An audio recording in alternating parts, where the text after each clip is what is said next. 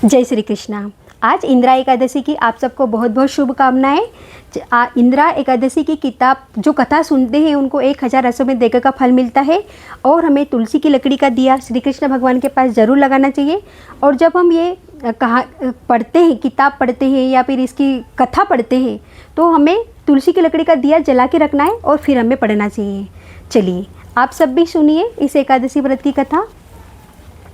अश्विन मास की एकादशियाँ। इंदिरा एकादशी पितृपक्ष अर्थात अश्विन के कृष्ण पक्ष की यह एकादशी इंदिरा एकादशी कहलाती है। अन्य एकादशियों के व्रत के पुण्य से तो व्रत करने वाले को सर्व सुख और अंत में मोक्ष की प्राप्ति होती है, परंतु इस एकादशी का व्रत करने वाले के तो 7 पीढ़ियों तक के पितृ तृप्त हो जाते हैं।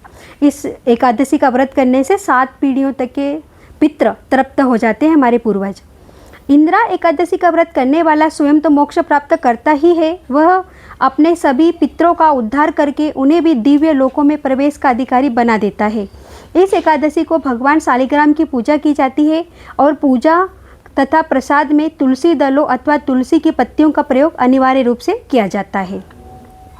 धर्मराज युधिष्ठिर ने पूछा, हे जनार्दन, अश्विन मास के कृष्ण पक्ष की एकादशी का क्या नाम है? इसके व्रत की विधि और फल क्या है? सो कृपा करके सुनाइए। श्री कृष्ण ने कहा, हे राजन, इस एकादशी का नाम इंदिरा एकादशी है। यह एकादशी पापों को नष्ट करने वाली तथा पितरों को अधोगति से मुक्ति दिलाने वाली है। आप ध्यानपूर्वक इसकी कथा सुनो। इसके सुनने मात्र से वाजपेय यज्ञ का पुण्य फल प्राप्त होता है। सतयुग में महिष्मती नाम की नगरी में इंद्रसेन नाम का एक प्रतापी राजा विधि पूर्वक अपनी प्रजा का पालन करते हुए शासन करता था। वह राज्य पुत्रों पौत्रों और धन धान्य से संपन्न तथा विष्णु का परम भक्त था। एक दिन जब राजा अपनी सभा में बैठा था तो आकाश मार्ग से महर्षि नारद उसकी सभा में आए। राजा उनको देखते ही हाथ जोड़कर खड़ा हो गया और विधि पूर्वक आसन व अर्घ्य दिया। सुख से बैठकर नारद मुनि ने राजा से पूछा, हे राजन, आपके 7 अंग कुशल पूर्वक तो है, तुम्हारी बुद्धि धर्म में और तुम्हारा मन विष्णु भक्ति में तो रहता है। देवर्षि नारद की बातें सुनकर राजा ने कहा, हे देवर्षि, आपकी कृपा से मेरे राज्य में सब कुशल है तथा मेरे यहाँ यज्ञ कर्मादि सुकृत हो रहे हैं। आप कृपा करके आपके आगमन का कारण कहिए। तब नारद जी कहने लगे, हे राजन, आप आश्चर्य देने वाले मेरे वचनों को सुनो।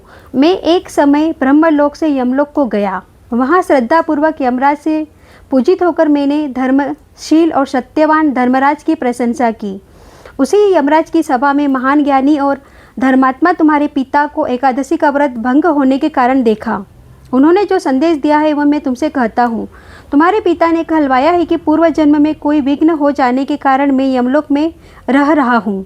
हे पुत्र, यदि तुम इंदिरा एकादशी का व्रत मेरे निमित्त करो तो मुझको स्वर्ग की प्राप्ति हो सकती है। तब राजा कहने लगा, हे देवर्षि, आप इस व्रत की विधि मुझसे कहिए। नारद जी बोले, हे राजन, अश्विन मास के कृष्ण पक्ष की 10वीं के दिन प्रातःकाल श्रद्धा सहित स्नान करना चाहिए। इसके पश्चात दोपहर को भी स्नान करना चाहिए। उस समय जल से निकलकर श्रद्धापूर्वक पितरों को श्राद्ध करे और एक समय भोजन करे तथा रात्रि को पृथ्वी पर शयन करे। दूसरे दिन अर्थात एकादशी के दिन प्रातःकाल दातुन करे, स्नान करे। उसके पश्चात भक्तिपूर्वक व्रत का संकल्प करे।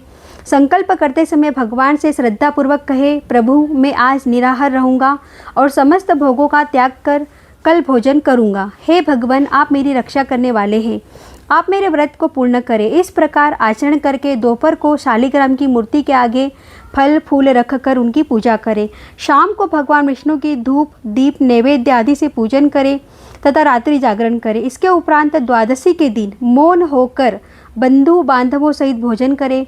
बस यही इंदिरा एकादशी के व्रत की विधि है। हे राजन, यदि तुम भक्ति भाव से इस एकादशी के व्रत को करोगे तो तुम्हारे पिता अवश्य ही स्वर्ग को प्राप्त होंगे। देवर्षि नारद जी राजा को यह उपदेश देकर अंतर्ध्यान हो गए। राजा ने इंदिरा एकादशी के आने पर बंधु बांधवों और दरबारियों सहित इस व्रत को किया। व्रत के प्रभाव से आकाश से पुष्पों की वर्षा हुई और राजा का पिता यमलोक यमलोक से गरुड़ पर चढ़कर स्वर्ग को गया। राजा इंद्रसेन भी एकादशी के व्रत के प्रभाव से इस लोक में समस्त सुख भोग कर अंत में स्वर्गलोक को प्राप्त हुए।